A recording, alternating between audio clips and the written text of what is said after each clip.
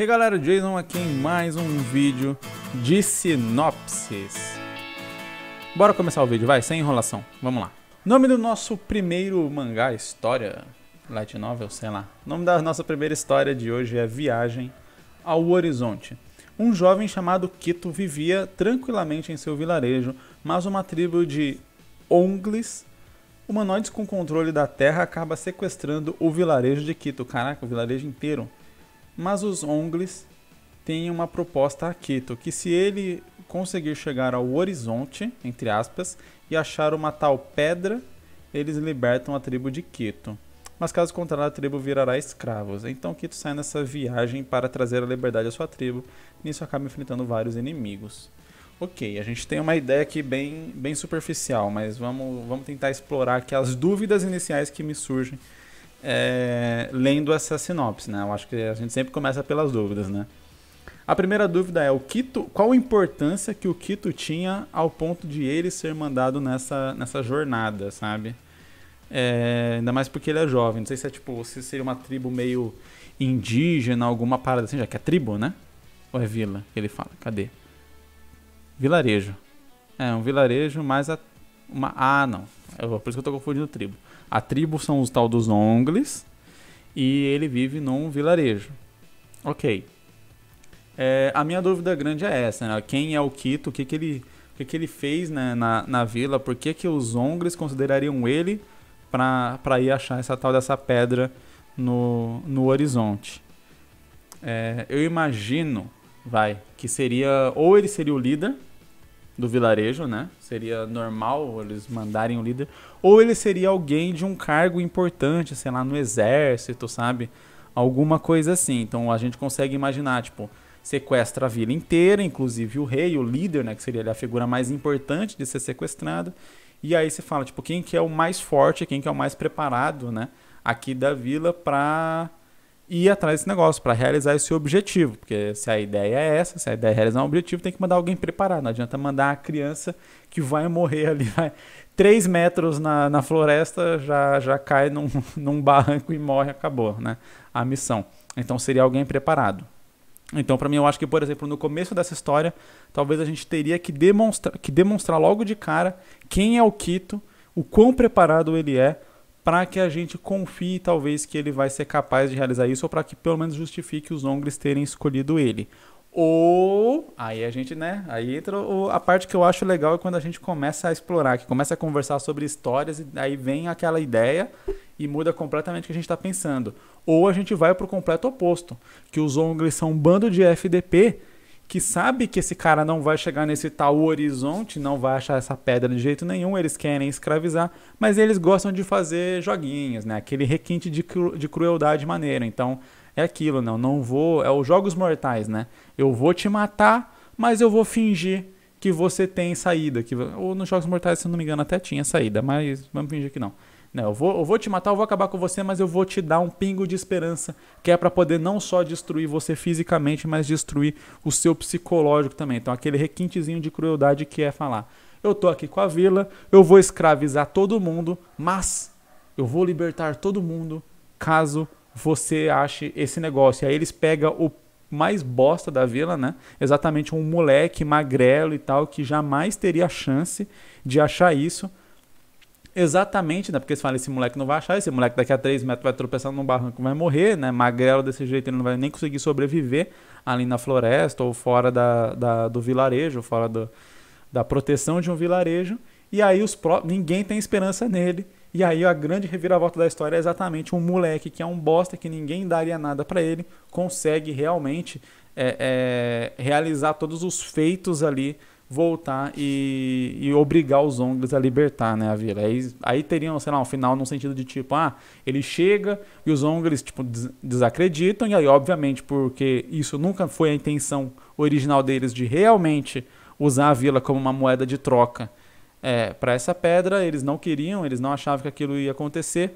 Eles tentam, na verdade, roubar o moleque, roubar a pedra sem liberar a vila, mas daí a essa altura o moleque já virou mais sapiente, já tem mais conhecimento, já tem alguns aliados de repente, e aí eles conseguem libertar a vila ali meio que na malandragem ou na força, ou sei lá, e expulsar os Ongles. É algo bem parecido com o que acontece no final do Senhor dos Anéis, por exemplo. É bem no livro, né? O filme, se eu não me engano, ele não tem isso. Não tem. O filme acho que não tem, mas no livro é bem interessante essa parte, porque assim, né? Os hobbits, eles saíram ali sendo crianças praticamente, então, tipo, nunca viveram uma aventura, nunca viveram perigos de verdade, era uma vila muito pacata, muito sem nada. E aí, o grande tchan é esse, eles ficaram mega assustados com qualquer possível coisa que poderia acontecer, então eles saem dali muito verdes, digamos assim, né? Uma metáfora frutífera aí, muito verdes.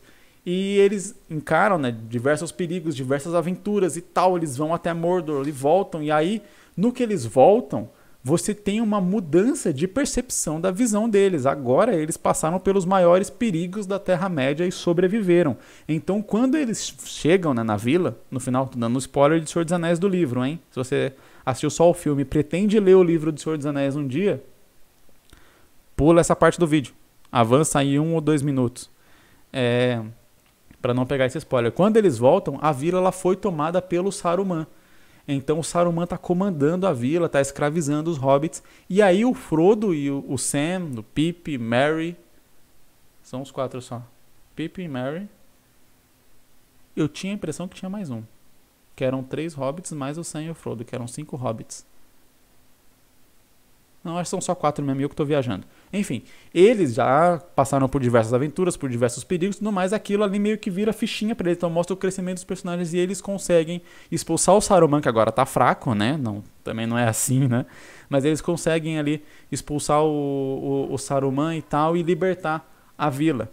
Então mostra bem essa passagem, essa jornada, essa evolução dos personagens ali que eram muito inocentes, muito bobos, não sabiam lidar com conflitos, para personagens que depois de passarem tudo aquilo que eles passaram, eles cresceram internamente, né? Não só em força, mas realmente em coragem, em amadurecimento e tal, em malícia também, a ponto de conseguir retomar ali a vila com certa facilidade, a vila que todos os hobbits não conseguiram proteger, né? Devido a nunca terem passado por essas aventuras e perigos, 4 hobbits conseguiram resgatar facilmente. Então acho que nesse caso dá para caber esses 2 modelos de história. Ou a gente trabalha realmente onde o Quito ele é digno e aí os Ongles escolhem ele por conta disso, por acreditarem que ele vai conseguir realizar a tarefa, ou o completo oposto. Eles fazem aquilo de propósito, escolhem alguém que eles não acreditam nem ferrando, que eles não têm esperança nenhuma, de propósito, só para dar aquela falsa esperança, porque o objetivo deles é realmente escravizar a galera, mas daí tem que mostrar realmente o lance dos requintes de crueldade para não parecer gratuito, senão o leitor já vai fazer: ah, mas por que eles liberaram o cara se eles só queriam escravizar mesmo? Por que eles fizeram isso de graça? Aí tem que ter motivo dentro da história para você não quebrar todo o argumento da sua história por conta de uma pergunta do leitor. Ei, você que tá vendo esse vídeo! Eu quero avisar você que Makai Meio, esse mangá aqui, ele foi feito por mim. Eu faço mangá, não, eu não sou coach, eu não ensino aqui algo que eu não faço. Esse mangá, ele tá sendo publicado pela editora Conrad, por enquanto. Sabe onde é que ele tá disponível? Amazon, Google Play e iBooks. Então se você quiser ou tiver qualquer um desses leitores e tiver vontade de ler Makai Meio, o link tá aqui na descrição. Lê lá que eu tenho certeza que você vai gostar da história. Ele tá sendo dividido em capítulos. São 9 capítulos para completar a história inteira. E eles têm muita ação, muita aventura, tem um pouco de discussão social ali no fundo, uma pitadinha só para dar gosto e bastante comédia também. Então, se você gosta de histórias de fantasia, de histórias de ação, é uma história que fala de um correio do mundo dos mortos, um correio do submundo, um serviço de entregas infernal. Então, se você curtiu a ideia, tem vontade de ler, link aqui na descrição.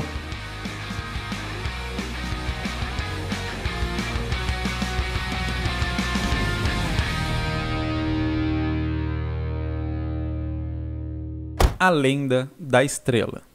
Desde os tempos antigos, os povos nativos de Astérion acreditavam em uma antiga profecia de uma estrela cadente que trazia mudança em toda a humanidade.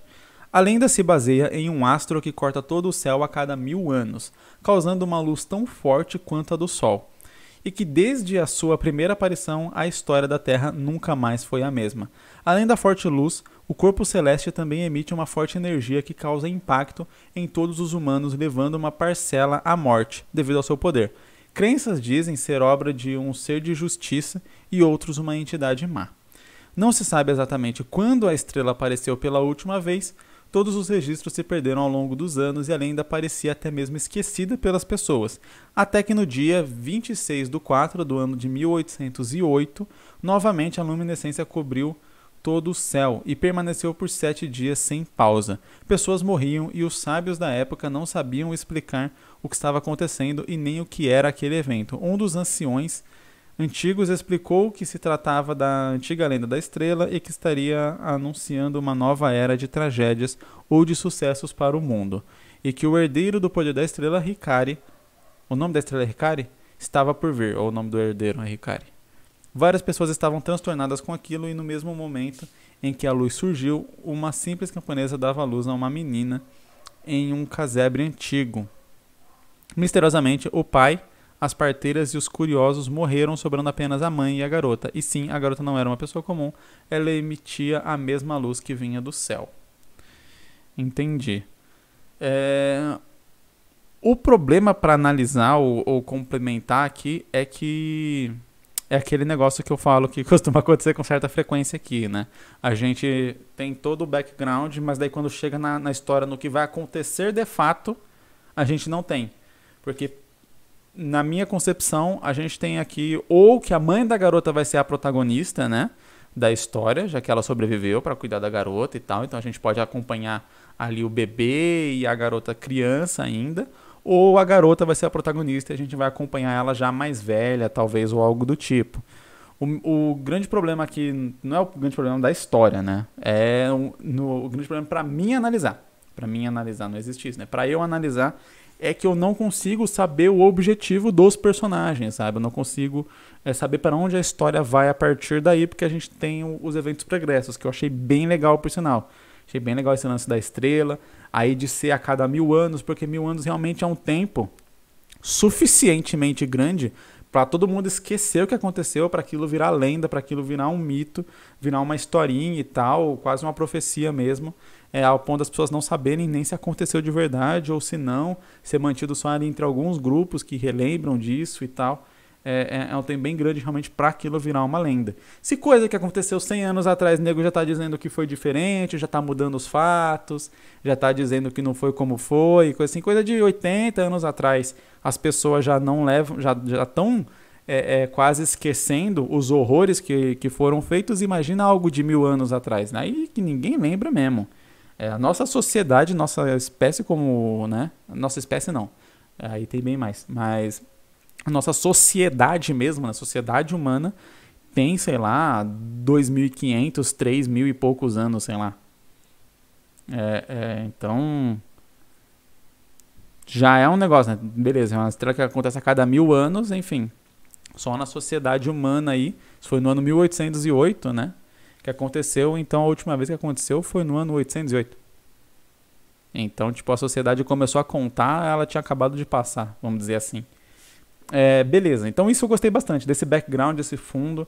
Eu achei que ia dar realmente poderes para as pessoas, mas não, é um negócio mais de catástrofe mesmo, de trazer morte, uma espécie de doença, né, alguma coisa assim.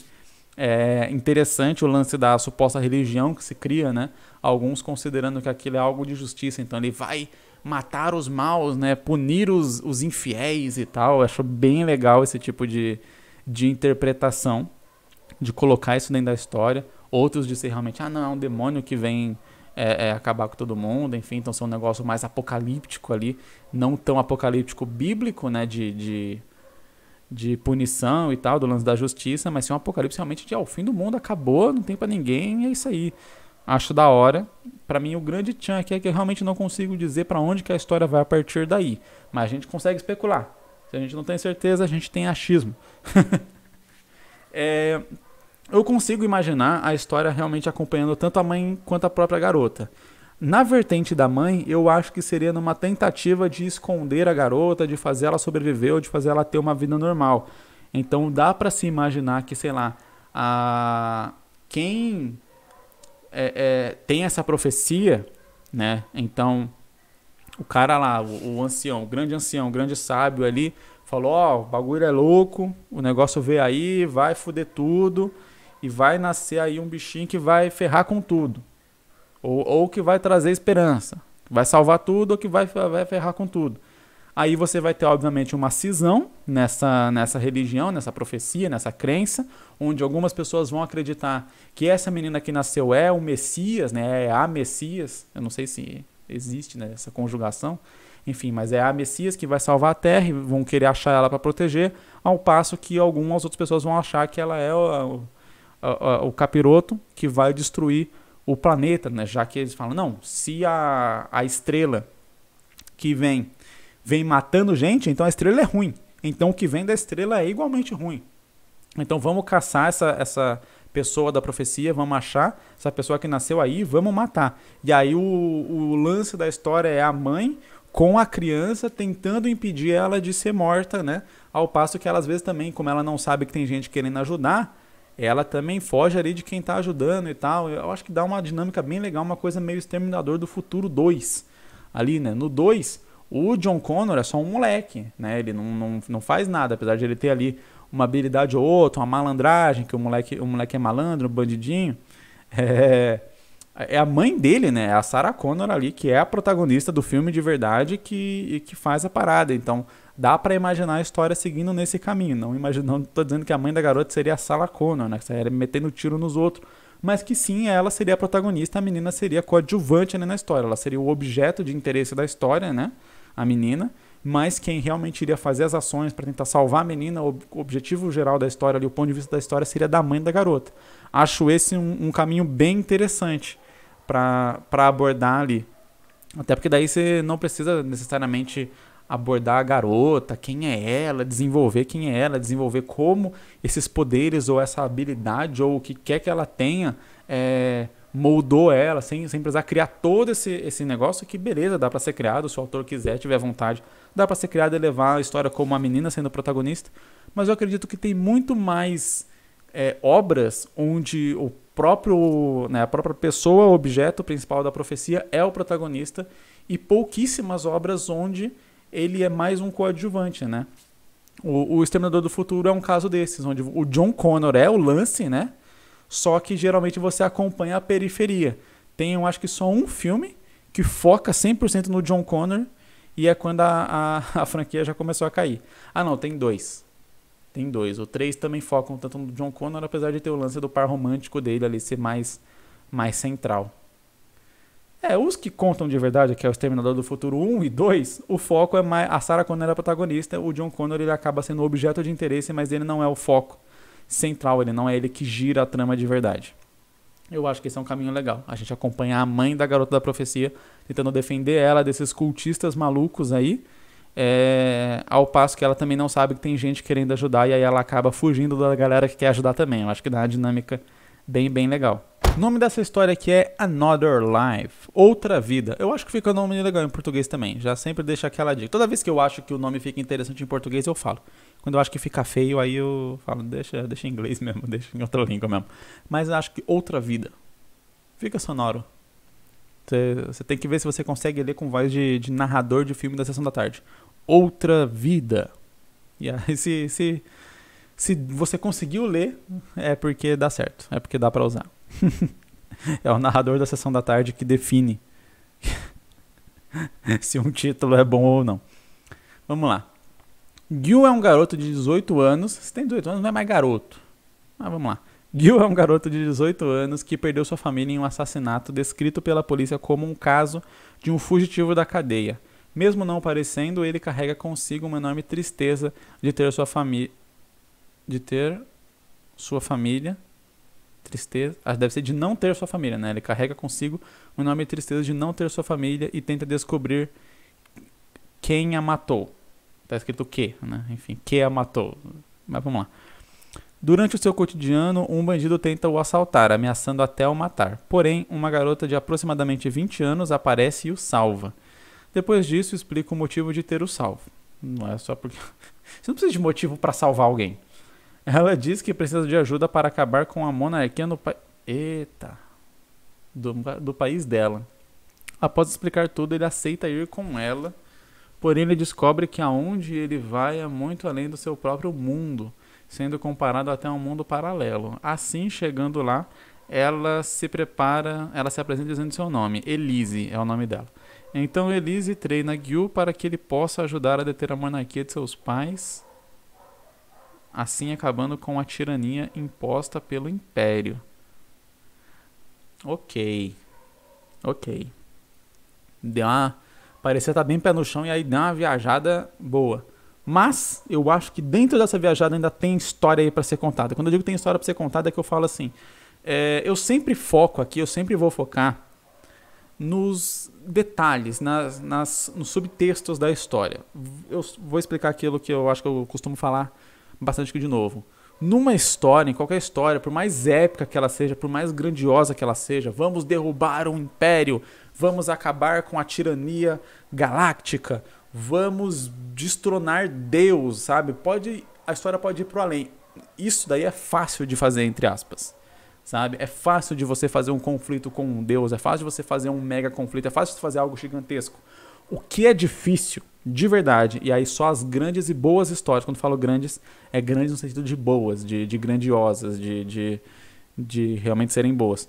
Só as boas histórias conseguem fazer é terem textos ali que você consegue se conectar com aquele personagem, que você consegue sentir o que aquele personagem sente e realmente se colocar na pele dele a ponto de se importar genuinamente com o que acontece com aquele personagem ou não. Isso é a parte difícil de uma história.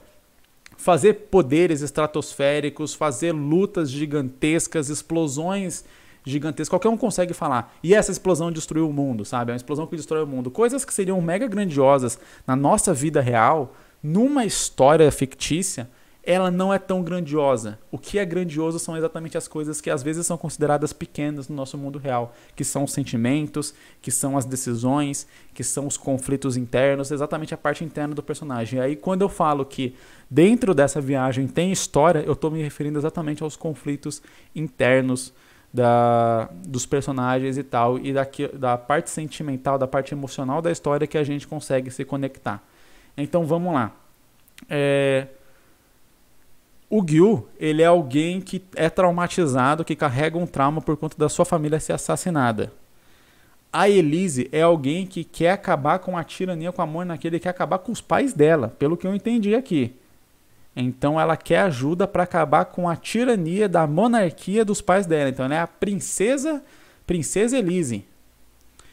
Então a gente tem um conflito aqui muito interessante, que é alguém não tem os pais e a outra pessoa quer derrubar, derrotar, de repente, quiçá, matar os próprios pais. Talvez o Gyu ele possa não saber disso no início. Porque se ele souber, aí a gente cagou o personagem. Aí faz o personagem ser completamente contraditório. Seria um personagem tipo assim, caramba, eu não posso... É tipo um personagem vegano. E aí ele fala, eu topo ajudar você a matar vários animais para fazer carne, sabe? Não faz sentido nenhum esse personagem tomar essa decisão. Então, o que dá para acontecer nessa história? Ela dizer que tem a tirania, que tem essa monarquia, que eles são tiranos, que eles acabam de ser o quê, e que eles, inclusive, mandam matar as pessoas. Aí o cara fala, pô, eles mandam matar as pessoas, igual mataram meus pais, sabe? O objetivo dele, entra ali naquele negócio. E aí ele fala, caraca, talvez ele não precisa tentar descobrir quem matou os pais dele, não precisa ter esse objetivo, mas ele pode simplesmente ser traumatizado, ter essa dúvida, mas não buscar isso ativamente. As pessoas fazem isso. As pessoas às vezes têm alguma coisa, algum problema interno, mas elas não correm necessariamente diretamente atrás daquele problema que elas têm, né? As pessoas costumam, às vezes, até por uma questão realmente de trauma, né? Tipo, de fugir, de querer esquecer que aquilo aconteceu, de ter a dúvida, mas querer esquecer aquilo, querer apagar aquilo da existência. E aí, talvez, exatamente por conta disso, por que eu tô falando isso? Que ele não precisa necessariamente correr atrás. Porque o plot da Elise não parece, aparentemente, ter nada a ver com a vida do Gyu diretamente. E aí, geralmente o autor responderia, não, mas é porque na verdade tem a ver. Só que aí entra o grande tchan de criar uma história. Na sua cabeça tem a ver, porém parece não ter. Só que quando você conta aquilo numa história, o leitor fala, tem caroço nesse angu, sabe? Ele fala, tem alguma coisa a ver. E aí, se isso era um mistério dentro da sua história, ter relação entre o plot da Elise, desse mundo paralelo, da monarquia, da tirania, com a morte dos pais do Gyu, você já destruiu o seu mistério logo de cara, porque quando você apresenta um personagem com um objetivo completamente oposto ao objetivo que ele vai seguir na história, você automaticamente pensa que, pera, isso vai dar ali, isso vai ter alguma relação. E quando você pensa isso vai ter alguma relação, e o mistério da sua história é isso ter uma relação, você acabou com o mistério da sua história logo de cara. O leitor já vai esperar aquilo e já vai prever o mistério da sua história logo de início. Então é tipo quando mostrou lá o Sharingan do Tobi, e um monte de gente já começou a dizer: ah, é o Obito, Tobi, Obito e tal. E aí já começou a traçar o paralelo de que aquele é o olho que ele não tinha perdido, já que ele deu um pro Kakashi, aquele é o olho que ele ficou e tal. Já começou a ter toda essa especulação. E aí, anos e anos e anos, o cara vem falar: ah, na verdade ele era o Obito. E aí todo mundo fala: nossa, até que enfim revelou essa porcaria, sabe? Não fica aquele negócio tipo, tchan! Aquele negócio, nossa, eu não esperava. Toda a galera já especulou, já estava esperando aquilo, e aí acabou com o mistério logo de cara. E aí entra o grande problema. Para mim, foi um problema o cara me revelar a desgraça do Sharingan logo de cara, sabe? Assim, tipo, tão rápido. O personagem foi apresentado há um tempo, certo? Mas assim que mostra o verdadeiro líder da Akatsuki, ele já me mostra um Sharingan do Tobi. E aí já fala, não, ele não é o líder. Acabou de mostrar o líder. O Pen foi escondido durante anos e anos e anos e anos. Aí no capítulo que me mostra o Pen, me mostra o Sharingan do Tobi. É tipo, é muito anticlímax. Muito, muito anticlímax, sabe? Você caga o Pen que foi construído durante anos, né? Um mistério pra saber quem era ele durante anos. E já me joga ali um novo mistério que durou muito pouco tempo, porque várias pessoas já começaram a especular na internet sobre ele ser o Madara ou ser o Tobi. E na verdade ele era os dois, né? Entre aspas, assim. Ele ser o Tobi, ele ser o Obito. E ele era o Obito comandado pelo Madara. Então, tipo, acabou com o mistério, acabou com as paradas de Naruto. Pra mim, Naruto acaba no Pen. Eu, particularmente. Assim como o Bleach, pra mim, acaba no Aizen. Tem Naruto do Aizen, acabou o Bleach. Tá ótimo. Naruto acaba no Pen. O Pen destrói a vila de Konoha, o Naruto salva a vila de Konoha, é considerado um herói, objetivo cumprido. Ele queria ser o herói da vila. Ali ele se tornou o herói da vila. Beleza, teve o reconhecimento de todo mundo da vila, ele teve o reconhecimento quando ele ressuscita todo mundo lá. Beleza, cara, final perfeito. Ok, voltando, tirando minhas críticas ao Naruto, aqui, de novo, se você apresenta dois plots muito diferentes, o leitor já vai pensar que esses plots têm alguma ligação. Então, na minha concepção, você pode apresentar ali o lance do assassinato dos pais dele e tal, o leitor já vai desconfiar alguma coisa, mas se ele não tivesse interesse em buscar isso diretamente, talvez o leitor em algum dado momento possa esquecer isso. Ele possa carregar o trauma da morte dos pais dele. E aí, a Elise vai contar o que ela quer, ele vai aceitar, beleza, porque ele já não gosta de viver muito ali na Terra, porque viver ali lembra da morte dos pais dele e tal, ele não é muito feliz ali, ele decide ir para outro mundo, porque ele acredita que pode ser mais feliz lá, que pode de repente vingar os pais dele, entre aspas, já que esse seria um reinado ruim, um reinado tirano, que mata as pessoas, então tipo, ele não tem como achar quem necessariamente matou os pais dele para se vingar, então ele vai se vingar indiretamente, impedindo que novos pais sejam mortos nesse seu novo reino, beleza? E aí quando chega no final, perto do final da história, a Elise revela, eu sou filha deles e eu quero matar os meus próprios pais. E aí a cabeça do Gyu entra em curto-circuito, dá pane, dá bug na cabeça dele, dá o erro do Windows, e aí ele pensa, cacete, mas eu tô aqui exatamente, né? Meus pais morreram, meus pais foram assassinados e tal, eu não tenho pais, eu sei como é viver sem pais, e essa menina, ela tem pais, e ela está jogando fora isso que eu gostaria tanto de ter. E aí você tem um conflito interno do personagem, você tem um drama interno ali, você tem um conflito entre os dois personagens, que não é um conflito físico, mas sim um conflito de ideias mesmo, do Gyu tentando mostrar, tipo, caramba, você tem pais e você não tá aproveitando isso. A Elise tentando mostrar que não basta só ter pais, tem que ver a qualidade deles, né? Enfim, não adianta ter pais se eles são tiranos, se eles são do mal, etc. E aí, beleza, se tiver qualquer relação com os verdadeiros pais, com a morte dos pais do Gyu, aí ser revelado, etc. Mas eu acredito de novo, aí entra o que eu falo, os conflitos internos dos personagens, os sentimentos deles são aquilo que deixa a gente dentro da história. E é exatamente deixar gente dentro da história que faz os acontecimentos grandiosos, né, os acontecimentos nessa escala, tipo, derrubar a tirania, fazer todas essas coisas, acabam se tornando realmente mais impactantes. Não é só um acontecimento ser grande para ele ser impactante, Você precisa ali realmente estar conectado com aqueles personagens, conectado com o que está acontecendo para que aquilo seja impactante. E aí é exatamente focar no sentimento, nas emoções dos personagens, na vida deles ali, entrar a fundo na mentalidade dos personagens, nos seus conflitos internos, problemas, etc., que faz a gente entrar dentro da história ao ponto daqueles eventos impactantes serem impactantes pra gente que tá aqui do lado de fora também. Pra você que curte um curso online aí, que tá querendo desenvolver o seu desenho, desenvolver sua capacidade de fazer arte, ilustração e outras áreas, né? A Doméstica me convidou aqui para falar sobre o Doméstica Plus. Doméstica Plus é um sistema de assinatura onde todo mês você ganha um crédito que você pode trocar por um curso que esteja na Doméstica, e esse curso vai ficar liberado na sua conta para sempre. Então você sempre pode voltar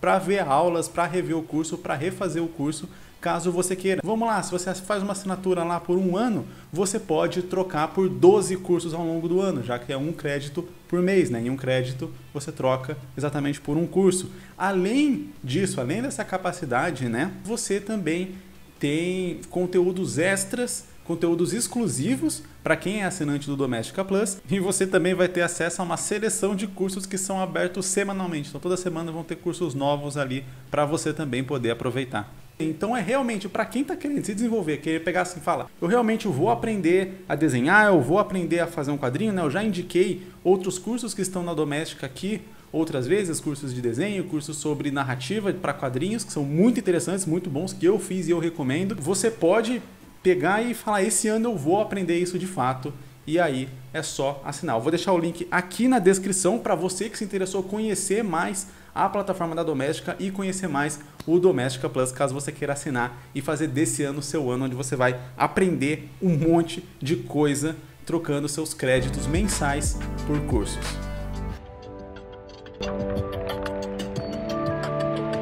Deba, ou Deba, um jovem habitante da cidade de Akin, sonha em se tornar o cavalheiro... Cavalheiro? Acho que é cavaleiro, né? O cavalheiro mais forte seria...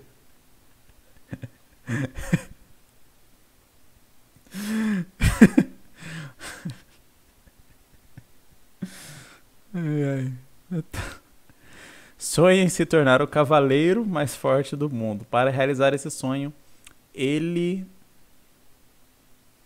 trabalha duro. Aqui, cara, teve um erro aqui de digitação, ficou uma palavra meio doida, mas consegui entender que é trabalha duro todos os dias. Deba herdou o poder de Sazako, o deus da lua. Mesmo que ainda não saiba a verdade sobre seu poder, forças das trevas estão de olho nele. Ok, temos aqui uma premissa bem básica. Mas vamos ver como que dá pra explorar isso, né? Por que eu digo que é uma premissa bem básica, né? Um personagem que ele sonha se tornar mais forte e que ele tem um poder escondido que faz as pessoas irem atrás dele. Isso é uma premissa, assim, tipo, muito usada. O que não significa que é algo que você não pode trabalhar. O que eu diria é para focar nas particularidades que essa história pode ter. Então, de repente, essas forças das trevas são o próprio reino do qual ele quer se tornar um cavaleiro, de repente, né? O cavaleiro, você imagina que é uma patente de alguém do exército, e se é um cavaleiro, ou você está levando a palavra ao pé da letra, né? Que seria alguém que fica a cavalo, né? Um guerreiro que está a cavalo, ou você pode só levar aquilo como um grau de patente mesmo, né? Então você tem, do mesmo jeito, você tem soldado raso, capitão, general, tenente, sei lá, eu não entendo de patente militar, mas deu para entender. Cavaleiro seria uma patente, provavelmente uma patente alta, dentro ali de um reinado, etc. Então, o que a gente faz para sair de uma história mais simples e tentar tornar ela um pouco mais única? Beleza, ele quer se tornar um cavaleiro. Por quê? Primeira pergunta sempre válida. Por que ele quer se tornar um cavaleiro? Porque os cavaleiros são a patente alta da parada, são os que têm mais dinheiro, não sei o quê. Então ele vem de uma vila pobre. Se ele quer dinheiro e a gente quer acompanhar um personagem mais, vamos dizer assim, bondoso, né? Mais pro lado do bem do que para um lado mais vigarista, né? Que não tá ali por puro egoísmo, por puro, como que é o nome? Pura avareza, sei lá. Esqueci a palavra. Ganância, isso. Por pura ganância. você imagina que ele veio de um lugar muito pobre, então ter esse dinheiro, ter essa classe social ali é algo, beleza, buscado porque ele veio da pobreza, ele veio de baixo. Ou sei lá, ele quer ser um cavaleiro porque o pai dele foi um cavaleiro e o nome da família foi jogado no buraco e porque o pai dele, sei lá, foi expulso por algum motivo ou morreu e o reino não ajudou, enfim. Alguma coisa aconteceu, ele foi jogado para baixo, ele quer virar um cavaleiro para honrar o nome da família, para reerguer o nome da família, etc. E honrar a memória do pai dele, sabe? Então aquele negócio tem que ter um motivo para ele querer ser um cavaleiro. O motivo pode ser o do mais simples possível, porque é algo foda, ser cavaleiro é algo foda nessa realidade, até motivos mais pessoais, mais próprios e tal. E aí, ok, trabalha duro todos os dias, isso é sinal que ele quer, é um objetivo muito forte. E aí, quando é um objetivo muito forte, você tem que criar um motivo muito forte, né? Se o cara trabalha muito para isso, é porque aquilo é um motivo muito forte, algo que ele quer muito. Então, você tem que trabalhar ali no passado do personagem algo que dê essa razão. O leitor tem que comprar essa ideia dele. E o trabalhar duro todos os dias tem que estar... tem que ser especificado o que é esse trabalhar duro, né? Muitas vezes a gente faz aquela história, tipo, eu quero ser mais forte. Eles falam, o que é ser mais forte, sabe? O que você faz para dizer que você está sendo mais forte? Você malha, sabe? Você quer ficar bombado, quer virar o Léo Stronda, sei lá. Então, você tem que definir muito bem na história o que é isso. O que é o trabalhar duro dele para se tornar um cavaleiro? Estudar? Tem uma escola para cavaleiros e ele estuda bastante para tirar as melhores notas, entrar. Existe uma patente anterior ao ser cavaleiro, ao se tornar cavaleiro. Então, você é um guerreiro, sei lá. Então ele é um guerreiro e aí ele faz todos os deveres dele, faz todas as missões, cumpre todas as paradas ali que dão pra ele, para que ele possa ser reconhecido e erguer ao posto de cavaleiro, sabe? O que é esse trabalhar duro? Então sempre são as perguntas que a gente tem que fazer quando tá criando uma história. Meu personagem tem um objetivo, porque ele tem esse objetivo. Meu personagem faz X coisa, o que é essa X coisa que ele faz e como que essa X coisa faz ele chegar mais perto do objetivo dele. E aí uma coisa que eu acho que pode ser interessante aqui na história, falar, ele herdou o poder do deus da lua. Por quê? Ele herdou esse poder do deus da lua. O que é esse poder do deus da lua e em que isso influencia na trama da história? Beleza, influencia porque existem essas forças das trevas que vão ir atrás dele. O que as forças das trevas querem? Por que elas querem também, né? São perguntas. A gente constrói história com bases em perguntas. A gente cria uma coisa e automaticamente cria... pense nas perguntas para poder responder os porquês daquilo. Quando a gente já tiver a resposta para a maioria das perguntas que vem na nossa cabeça, é sinal que a história ali ela está encaminhada para ficar pronta. Não significa que está pronta, porque sempre tem perguntas que a gente esqueceu, que o leitor vai fazer.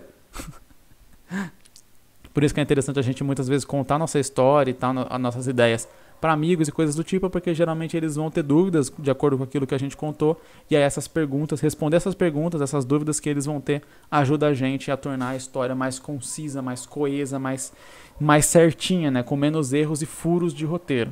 Furos de roteiro é exatamente quando você não tem roteiro naquela parte, você não tem algo que liga uma coisa a outra, né? Então falar, as forças das trevas estão atrás do Deba. Se não tem um motivo para isso, se eles não querem por algum motivo claro, você fala, pô, isso é um furo de roteiro, tem a gente atrás dele porque sim, sabe? Toda vez que a resposta é porque sim ou porque não, ali é um furo de roteiro, né, evidente dentro da sua história, que é um ponto onde não tem uma explicação. Tudo no mundo acontece por algum motivo, mesmo quando tem coincidências e tal. Coincidências são alguns acontecimentos que, beleza, não tem muito motivo. Mas essas coincidências são geradas por acontecimentos que têm motivos, né? Então, sei lá, é coincidência que duas pessoas que trabalham no mesmo lugar se encontrem, sei lá, em outra cidade, né? Numa cidade longe, distante, em outro país, às vezes. Acontece. É coincidência? É coincidência. Mas essa coincidência foi gerada porque duas pessoas que trabalham no mesmo lugar tiveram a ideia de viajar por conta dos seus próprios motivos, juntaram dinheiro, conseguiram ali, sei lá, marcar um negócio no restaurante naquele dia. Então são coincidências, mas são vários motivos, vários acontecimentos com objetivos e coisas próprias que geram aquela coincidência. A coincidência ela não pode ser gerada por outras coincidências, que são geradas por outras coincidências, que são geradas por outras coincidências. No mundo real, às vezes isso pode até acontecer, mas dentro de história isso é considerado furo de roteiro ou um roteiro ruim ou fraco. Então é só isso que eu quero dizer. Não estou criticando aqui, falando mal da história. Estou dizendo que Esses porquês, essas respostas são o que faz o nosso roteiro ser considerado um bom roteiro. Então, por exemplo, uma coisa que eu daria que poderia ser mais particular da história aqui, de repente ele quer se tornar um cavaleiro, ele tem esse grande objetivo, e qual é a relação que isso vai ter com as forças das trevas e o Deus que está dentro dele, etc. De repente, o próprio reinado ali, as forças das trevas estão controlando o próprio reinado no qual ele quer fazer parte. Então ele vai ter esse efeito de tipo, caraca, mas eu sonhava em fazer parte disso e agora eu descobri que eles são os grandes vilões e tal, e que de repente eu consegui realizar o meu sonho de se tornar cavaleiro não por mérito próprio, mas porque eles queriam que eu tivesse numa classe alta, numa patente alta para ficar mais perto deles, para eles poderem me estudar e pegar ali o poder que eu tenho e tal. Então, sabe, você vai trazendo mais coisas, mais elementos ali para a história, vai fechando ali a trama em torno do personagem e conectando as coisas, né? É bem complicado quando a gente tem objetivos que eles vão caminhando para lados contrários, né? Então você tem um personagem que ele tem um objetivo X e vai caminhando para cá, e aí outros detalhes da trama vêm de outros lugares completamente aleatórios para vir atrás do personagem, e aí você vê que isso aqui não está caminhando junto com para onde a trama está indo. Porque você fala, ele quer se tornar o cavaleiro mais forte. E beleza. Só que aí você tem esses grupos, né? A força das trevas buscando ele. E aí, sei lá, ele tem que fugir. Aí você fala, mas ele fugir não está relacionado a ele se tornar o cavaleiro mais forte. Estão me ligando, tem que atender. Daqui a pouco eu volto. Ok, eu não lembro onde eu estava.